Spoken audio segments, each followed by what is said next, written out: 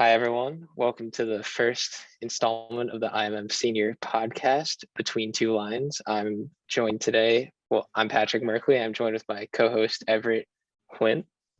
And today we are joined by Greg Lobanov.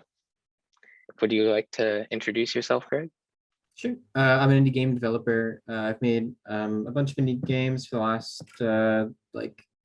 15-ish years. The last couple of games I made were called Chicory, A Colorful Tale, and Wandersong. Yeah, I'm from Philadelphia. Nice, very, very local. We're right by Trenton. Yeah. Oh yeah, cool. So if you don't mind, we can just get started with some of the questions. So Sure. Our first question for you, how do you feel about being interviewed right now? What's your emotional state?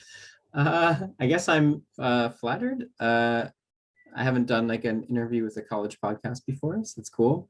I guess I'm going under the assumption that you invited me to be here because you like my work, so I appreciate that. Yeah, I don't know. Yeah, it's nice. I've done a few podcasts before, and I usually have a good time. So I like to talk about games. Yeah, we love games. We do. As a little context, our major interactive multimedia, we're a game design. Well, we're a lot of different kind of media, game development, art, animation, everything. So it's really great to have you here. Cool. Okay. Yeah. And so one thing that would help with a lot of students here is because as seniors, we're still trying to figure out what we want to do when we get out. And so when did you decide that this is what you wanted to do? Oh, I was like a super weirdo who started doing this stuff really, really young. Or like I started making games like as a hobby when I was like I made like board games and stuff when I was in elementary school. And then when I was in high school is when I got Game Maker and like started making freeware like games and putting them up online.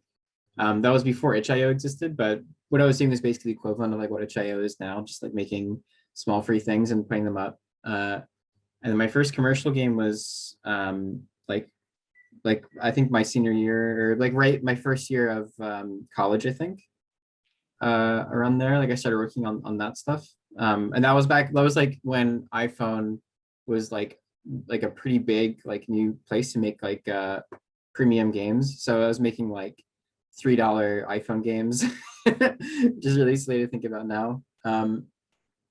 Yeah, so like I guess I mean like for a long time I was making games like just for fun, and I wasn't thinking about it as like a thing that I could do as like a career.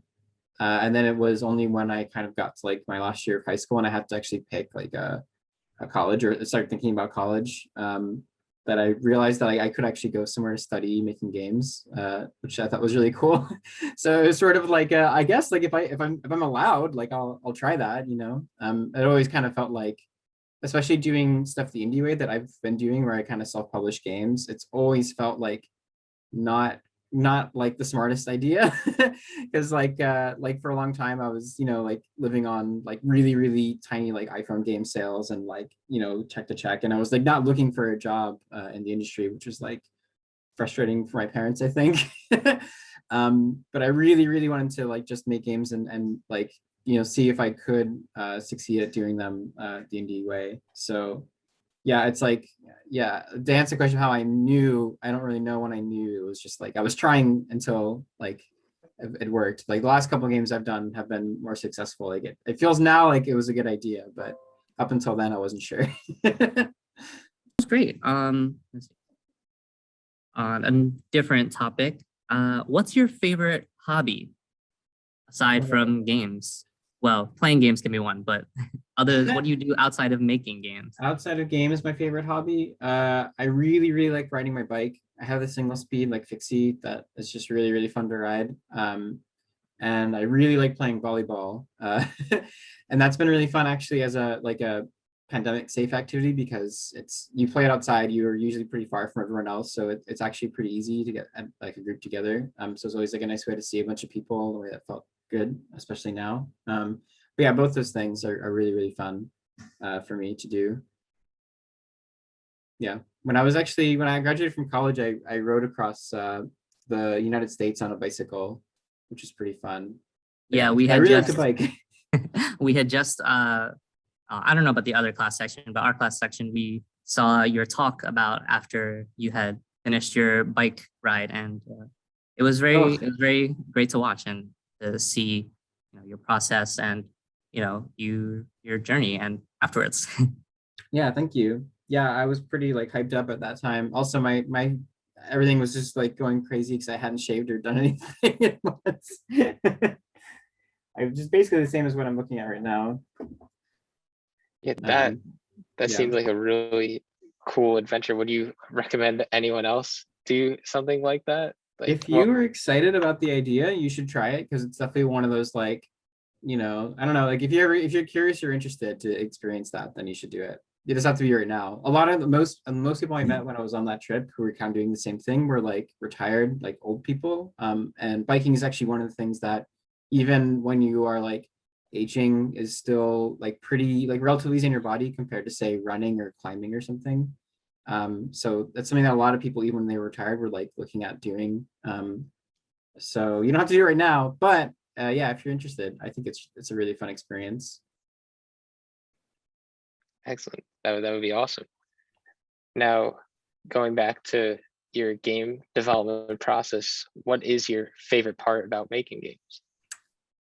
My favorite part about making games is when so I kind of like the middle part when like you figured out what the game is going to be and you're not thinking about finishing it yet and you're just kind of like filling it with lots of stuff.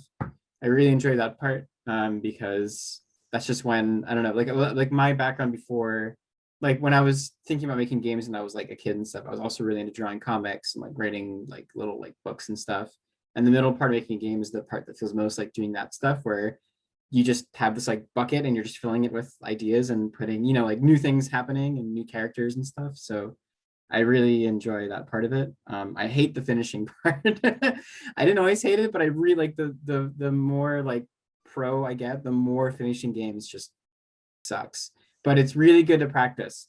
So if you haven't like released a game before or like finished a game before, you should like release one. Just like really, really try to finish one because it's like it's the hardest part to practice because it's the part you go through the least often. And it's like the hardest and suckiest part. So you should definitely practice it. I mean, that's great advice. I definitely feel like finishing stuff is really difficult for a lot of people. It's just trudging through that last final step, seeing it all come together can be really hard. Yeah. And speaking of finishing games, well, I guess the opposite of finishing games, how did you start games? So where did the ideas for Chicory and Wandersong come from? Was it a whim? Was it something that came from a long time ago?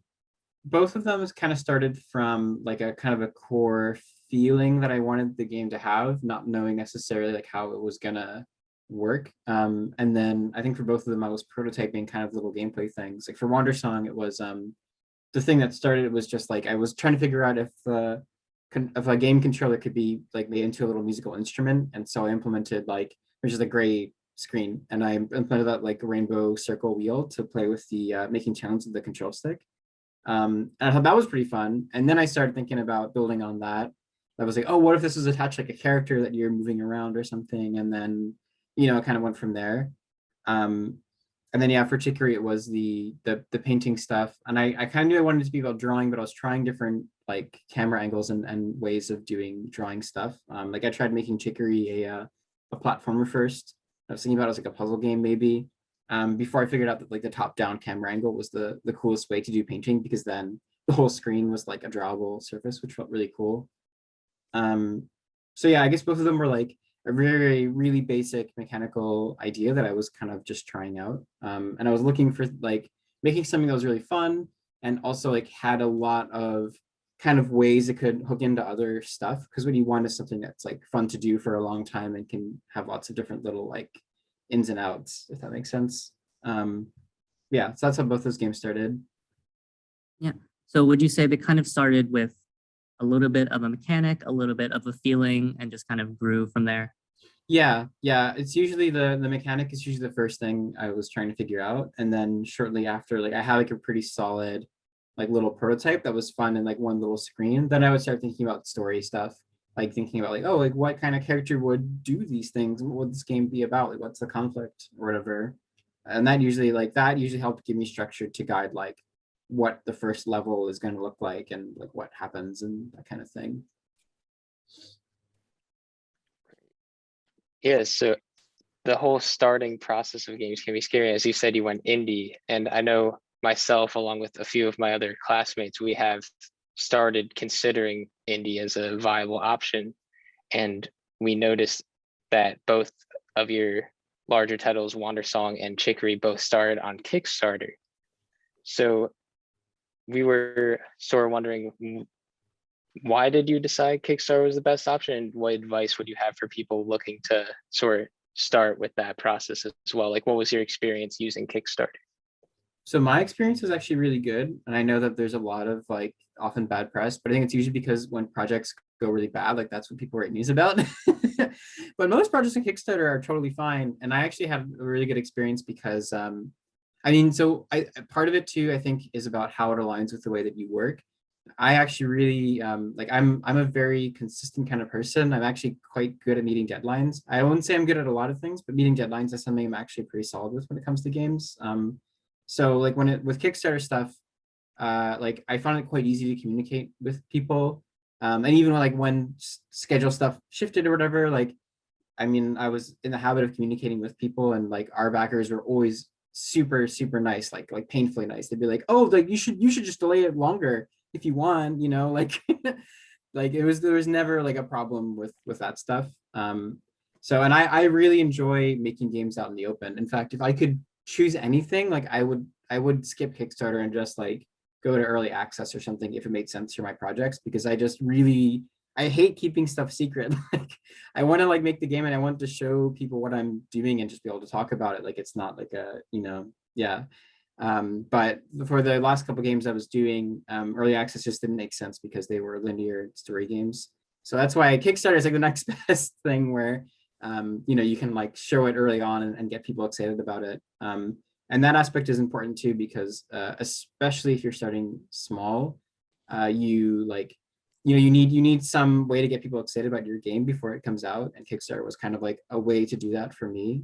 Just like because once you start thinking about Kickstarter, you're starting to think about, okay, like what's like our first trailer going to look like, what's the pitch for this game, like what are people's first impressions going to be, and you can even use the Kickstarter reaction to gauge stuff and adjust stuff. Like a lot of projects I've seen have tried to go to Kickstarter and failed, and then use that experience actually to come back with a better pitch, like a more interesting project, like updated art direction or something, and then they succeed on Kickstarter, and it's like cool to see too, right?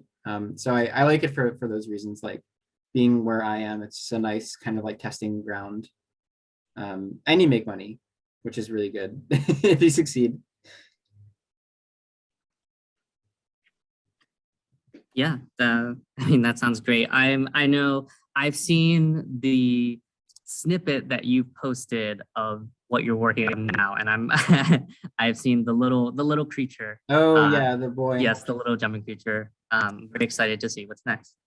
I think I'll do one final question from us, and then we'll move to everyone. Everyone else can ask questions. Sure. So this is kind of a Chicory specific question. From my heart in particular.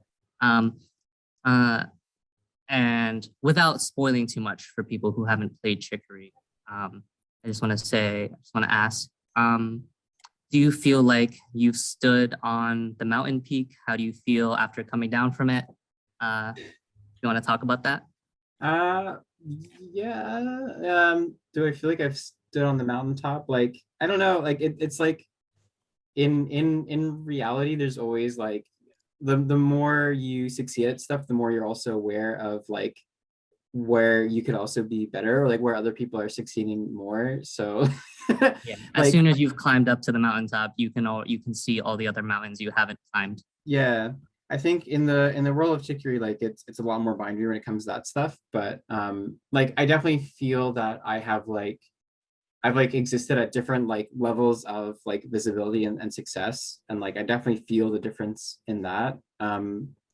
I'm still sort of coming to terms with like some of the ways that things have been changing for me, like from project to project. Like before Wandersong, no one really cared about stuff I was doing. So like I talked about how like it's really fun for me to be able to share stuff. I used to share stuff I was working on just like online all the time. And after Wandersong was a success, I had to be like way more cautious about when I shared stuff online, and now even more so, like not like it's because like if I tweet like a GIF of a game I'm working on or something, then like people like press will write stuff about it, and that's actually like tricky because then it's like, oh well, if I have to make a big announcement, and if everyone's already heard about the game because they were like following my Twitter or something, then like I don't get to like announce like it in a big way anymore, right? Or like Nintendo won't want to put us in a direct anymore or something, right? Like that, which is like not was never even a realistic thing before, and now it's like, well, it could be like.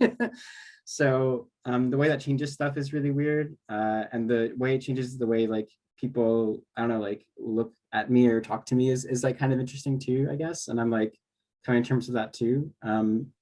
But yeah, I mean, like it comes like the understanding that like I'm still exactly the same person making like shitty games the same way I always have, like in my weird little indie way. And I like try to hold on to like that feeling and like be true to that, I don't know, spirit of it. Like having fun making stuff that I think is just fun to make, and not thinking about a lot of the external factors, because yeah, I mean, yeah, it's like I'm doing it for the passion and because I like doing it. I have to like remind myself that. Excellent. Yeah, thank you so much for answering our questions. And if you're okay, we can open up to the rest of the class to ask a few more questions. Sure. Awesome. Warren, do you want to take it away? Yeah, Greg, thanks for, can you hear me okay? Yeah. I'm this little dot way over here in the corner. Okay, hey. Yeah, thanks. Hey, any chance you're gonna move back to Philly? Like, I mean, I've definitely thought about it, but it's not like in the plans anytime soon. I miss Philly a lot, especially now. I haven't been back to visit like since before the pandemic. So my family's still there. Like, it's likely I'll be in town someday, I hope. But as far as moving back, I don't know. Well, you don't, they have airplanes now, jets. You don't have to ride your bike back. What? Yeah, I don't know if you heard. No, like I have to look into that. United, Southwest, they like fly people and it takes about 2 Hang moves. on, I'm writing this down. Yeah, it's good. Just go to flights at Google, and then they'll even put your bike on the airplane. Wow. Anyway, seriously, thank you so much for this. We have a bunch of students here, about 40 who've been listening, and we're going to turn it over to them. So if you have a question, call out loud. If you can't hear us, let us know, or you can type something in the chat. So over to you guys. How do you stop yourself from getting stuck in the process of creating too much? Like, how do you stop yourself from adding to the game? That is a great question. I stop myself by giving myself a deadline really, really far in advance. And I mean, like I said before, I think this is something that I happen to be good at, but it is something that anyone can practice. And I have gotten better at with practice too, is like being able to judge how long things are taking you to do, and try to like think ahead about like, okay, so like if this game is going to be done, like August of this year, and it took me this long to make this part of it, like I have enough time to do this much more, and then I have to start thinking about like wrapping it up and fixing the bugs and stuff if it's going to actually come out on, like, right? So and having a deadline like that is actually really helpful for me, because I could just probably go like forever. I also like I get really excited about like I'm really excited about people actually playing the game, and that's very motivating for me to think about like that part of the experience, and it helps me to kind of push through, like think about like, okay, like does this need to be in here, or like would it be cooler if I just like got this out sooner and saw people playing it and stuff. Because I don't exactly have that. Like for some people, like this comes from a place of perfectionism where you want the game to be like the best version of it, and for me it comes from a place of like I just don't know when to stop because I'm having fun. But like having a clear picture in my head of like the target, the goal of like game that people are actually playing and like on a date, that's really helpful for me. Like that helps me set like my goals, so I know like when to stop, or like when to think about when I should be stopping stuff. If that makes sense. Yeah, thank you. Yeah. So my question is, for Chicory, was there any like particular game that was like a source of inspiration, like for for different parts, like for the like how you like the world design for it? Because when I was looking at the screenshots on the Steam page that I briefly got to look at today, it reminded me a little bit of Don't Starve Together. Oh, I wouldn't have thought of Don't Starve Together. The biggest like straight inspiration for it was Link's Awakening, like straight up. I actually like played through Link's Awakening on my DS, like when I was starting the game and I was planning out the map. So like that specific screen layout and the way things fit together, like that's super just Link's Awakening. The black and white like art direction was actually found like through trial and error, because at first it was going to be a color game, and then I realized that black and white was more fun for drawing on. But that's where it came from, was just like playing with the game mechanics, and I sort of independently realized that that would look cool. My roommate at the time, named Madeline, they came from a background drawing comics, and their comics look like what Chicory looks like. But so I was like, I really like their art in general, and I wanted to work with them on a game, and so I asked them if they wanted to do this game with me, and I think that's a big reason why it looks the way it's really just the way that Madeline draws. Uh, yeah. Other big inspirations, by the way, are like Splatoon. Like I just straight up ripped off like half the mechanics in Splatoon, and a little bit of Animal Crossing as well. All right. Nice. Yeah. Thanks, Ricardo. Yeah, Priya.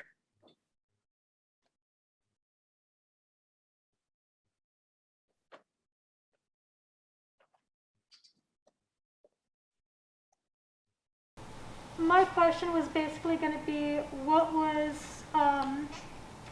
inspired you to make Chicory, basically? I'm not sure if this question was asked already. What inspired me to make Chicory? Yeah. Like, I was told there were some very, like, heavy themes behind it, and it's, like, a very colorful looking game. So what was, like, Yeah, like just where did that come from? yeah. Yeah, I guess like, so I mean, at the very outset, it was like coming from a mechanic perspective. I had just made Wandersong, and I was thinking about like, could you make a game where the player draws everywhere instead of sings everywhere or whatever? But then once the game sort of like, once I had like a little prototype of a character that could paint and stuff, and I started thinking about story, it very naturally came to me to make a story about some of the stuff that Chicory is about, because the game before this called Wandersong was like a really, really optimistic game, and it was about making music. And part of the reason why it was like that was because I really felt like just like making noise with a controller was really like pure and joyful and fun. And so I tried to make a story that like expressed that feeling, or put the player in the shoes of a character that was feeling that. But by the same point, when I was like drawing stuff in Chicory, I felt like there was way more inherent anxiety in just the art of drawing something, because it's way more specific. Like if someone says, "Oh, like draw me a cat," like I don't know about you, but like even though I am a practiced drawer, I still lock up a little bit and I think about like, oh my gosh, like I hope I draw an okay, I hope they can tell that it's a cat, like that kind of feeling. So I wanted to make a game that sort of spoke to that, like that feeling, I guess, that came from drawing for me, or try to explore like why it makes me feel that way, or and that's like where that sort of starting seed came from for that story. But then it built on a lot of stuff. I mean, obviously, like I work as a creative, like in a creative industry, and everyone else who worked in the game does too. So we all had a lot of experience with like, burnout and imposter syndrome, and just whatever general stuff you go through when you're trying to like make a project, and be visible. So like we all have sort of experiences to contribute to that, and stuff to talk about. And the game just like really naturally, I don't know, it felt like it fed into some of that stuff. And we weren't trying to be heavy, obviously. It was just like, I don't know, we were basically just trying to make something that felt genuine, and like was like a nice story that like didn't feel dishonest. And that was our honesty, because that's where we're coming from. Thanks, Priya. Last question in the back. We're going to try to wrap it up pretty quick here, guys. And one more question, I think, and then we can let you go. Hey, nice to meet you, Greg. A few of us are game developers here ourselves, like amateurs, and I work with a few others here to make games, like a little studio, or jank little studio, and I was wondering what are good ways to kind of connect with the community and maybe like pick up new techniques, like learn stuff, like Discords to join, or conventions to go to that you've been to, or like recommend stuff like that. Right. Yeah, I mean, I feel like it must be really, really, really hard for students right now because like there hasn't been stuff to go to, at least presumably. Like when I was in college, I went to GDC for the first time. I like skipped class. I like failed classes to go to GDC. And it was super worth it for me because I met like a lot of people who I'm still friends with today. And I know that same opportunity has not been available to people now. So like that sucks. But if you like when it makes sense to go, like I mean GDC was like a huge touchstone point for me. And a lot of stuff I did when I was in Philly. I mean, there was a local game meetup that I used to go to. And like there would be like conventions. There was one in like Delaware or Maryland, like show stuff. Oh, there was MagFest is pretty local. And, you know, all these are events that like I guess probably haven't been happening or like may or may not be happening. But yeah, like a lot of those were places that I would go to meet people who were local and stuff. But I guess probably, I mean, like honestly, most of the more important connections I made were online. Like when I went to GDC, the people I was seeing were the people I already knew from that I was just like meeting in person for the first time. But it wasn't like I was just showing up like not knowing anybody. The places that, and yeah, the thing with that is that my world is really different. Like when I was starting out, like I was on the Game Maker forums, and that was like when forums were a big thing. There was no Discord, and like, you know, like I think if I was gonna message someone directly, we were on like AOL Instant Messenger or something. Like it was like a kind of a different world. So, like, yeah, I would say like I probably don't know where the coolest people are right now, to be honest. I guess that's the thing. Because like when I was starting out, like they were somewhere where like only I pretty much knew where to find them. And nowadays, like whoever, you know, like whoever's posting the cool stuff on itch.io or like has the coolest Discord community or something, like I don't know who they are, where they are, but I'm sure they're out there. I would say like at the end of the day, like the people who I was really close to when I was starting out were like peers like me who were just learning the way like at the level that I was learning at, and we just learned together. So it wasn't like I met people who were like way more famous or smart than me. It was like everyone I knew was like totally dumb and like doing their best, and then just like eventually, you know, made stuff that like ended up becoming big. But that was after like years of all of us just kind of struggling and failing together. So I bet if what you're doing now looks like that, then that's probably right. Thanks, Greg. Hey, I just want, if you had 3 words of advice for yourself back when you were in college, 19, 20 years old, what would those 3 words be? For me personally, it probably would have been like take more breaks. But yeah, I mean everyone probably needs a different push somewhere. So if your problem is that you're taking too many breaks, then you should stop taking so many breaks. And is there a game that sort of really shaped you? You mentioned, you know, some Nintendo stuff. Like if you went back to your very roots, what were some really inspirational games? I guess if you were on a desert island with like 1 or 2 games, what would you have with you? Like video games? Yeah. I guess I'd probably bring a Pokemon game because those ones would take forever to finish. Like I would probably just work on the Pokedex. I don't know. Like, yeah, maybe. Well, I was gonna say Breath of the Wild, but that would probably be a little bit too like, oh, like I'm on an island and I'm playing this game. I guess Animal Crossing is kind of the same thing too, isn't it? But yeah, maybe one of those 2. I don't know. Yeah, Pokemon seems like the most easy given because that would take forever. That would keep me busy and distracted from dying. I'll tell you what, you can sure feel good that your games are listed right up there with Nintendo's best, and that's really an accomplishment. Thank you so much for reminding us about beauty is everywhere. That was really important, and took you riding across the country to do that. But we just wanted you to know here at TCNJ that your message was heard. we got what you were saying, and wanted to thank you for that. Thanks. Yeah, and so thanks for being so generous with your time and expertise, and keep up the great work. Keep pedaling, and please come visit us someday. I'm going to turn over the last word to our two lions. Yeah, I just want to say thank you so much for coming to talk to us. It's really helpful and great to talk to someone who is just more experienced doing what we're doing, you know, just more experienced, someone who's got a few more years, and someone who knows what we're thinking, you know, who has been where we've been and has our mindset.